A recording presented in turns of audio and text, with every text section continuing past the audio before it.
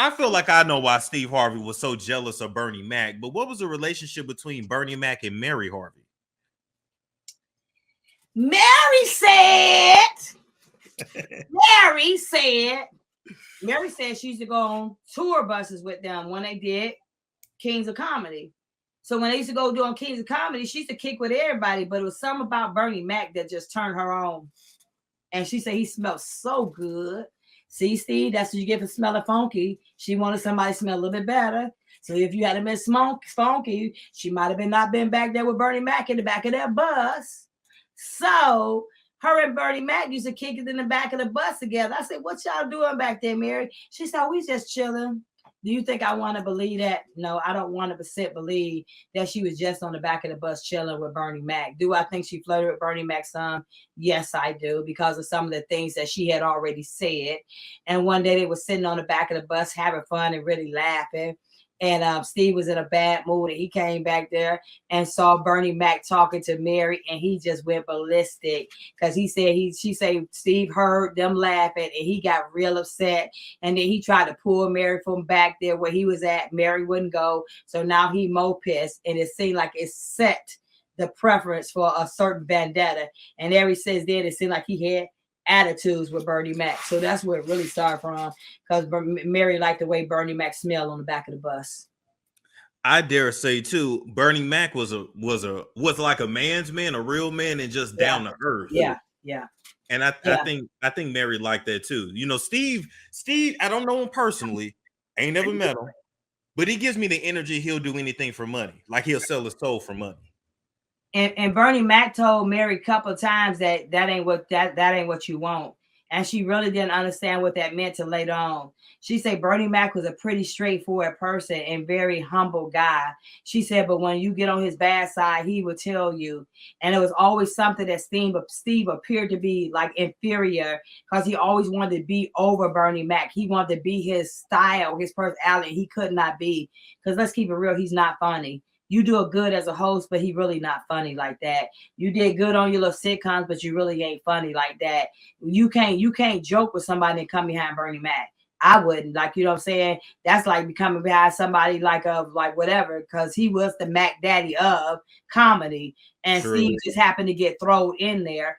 And a lot of times, Mary was saying when they go on the tours that they would try to make Steve be last, because nobody wanted to like go after Steve, because they already knew it was going to be a dud, and set the pace for the people. So then he would get through in the back, and then he would get mad because he got through in the back, because who want to go before, you know what I'm saying?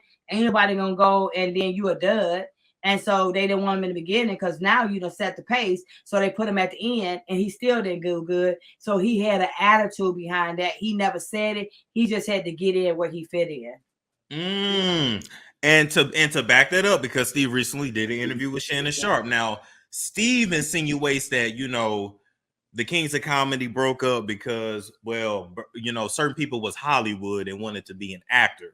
Because I wanted to switch up sometimes. Right. We all kings. Right. You wanted to go first, maybe go first sometimes, go in the middle. Hey, man, let me sit in the rocking chair. Right. Let me be second. Right. Bernie sat in the rocking chair. And I went, man, because you got Sid Warm up, Bernie in the rocking chair. You closing behind these dudes is rough. So that's where we had our little... Is that where you and Bernie butted heads? That was our only odds. Because y'all got to give me a chance to win too. Next year, he added DL. Now we got a problem. We can't have 4 acts, because who gonna go last now? So the argument was, Steve, you going last again. I'm going, hell no. No, man, we all getting the same check. So then Walter said, well, why don't one of y'all host the show? Ain't nobody want to be the MC. My hand was shot straight up. What happened? Why did it end? After the movie, man, that was probably... Blessing and a curse? Yeah. The 4 of us. It was the largest comedy movie ever in history. And so when it ended, the thing that the Blue Collar Comedy Tour did was they stayed together. We split up. You wish you would have kept it together, could have kept it together a couple of... We tried everything. But, dudes felt like they was movie stars. I never saw myself as a movie star. Referring to Bernie, Steve Bernie was just the man. Steve was hating. But Steve even said he went from being one of the comedians to technically just being a host because he couldn't keep up with Bernie. Bernie killed it. The people love Cedric the Entertainer. Steve, it was like, Yeah, but you know what? Like Hollywood, didn't I see you on You Got Served, Steve? When he on that? Oh, you didn't do that good on that. That's probably because nobody remember it, but he was on that. You know what I'm saying? You did say a little something about, you know, he's on one of my dear movies, you know, but he never had a current role or something of a significant role. It was like, how you doing? And then they shut him out because he was not an actor. He's not an actor. Exactly. That's why they say, hey, and then they fade him out because he's not an actor. So you can't, when you're an actor, you got to command people's attention. You got to hold their attention. He don't hold their attention. And so that's what makes the difference. Bernie Mac could hold people attention. They commanded authority when they walk in the room. When they see Steve, they start yawning. I'm just saying, Steve, you know it's true. It's true. But what probably intimidated Steve even more is that Bernie was just being himself. Right. And he smelled good. And he didn't. I'm just saying. That would intimidate me too. My wife smelling all of man, and you better go buy some of Bernie Mac cologne. Okay. So it probably was a lot of things that Steve realized now that he probably could have did differently. But it was almost like whatever it is for him to do, he wanted to be able to do that. He don't care about nobody else. It's just all what Steve wanted to do.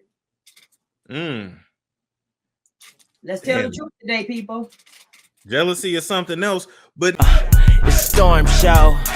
Ay, it's a storm show.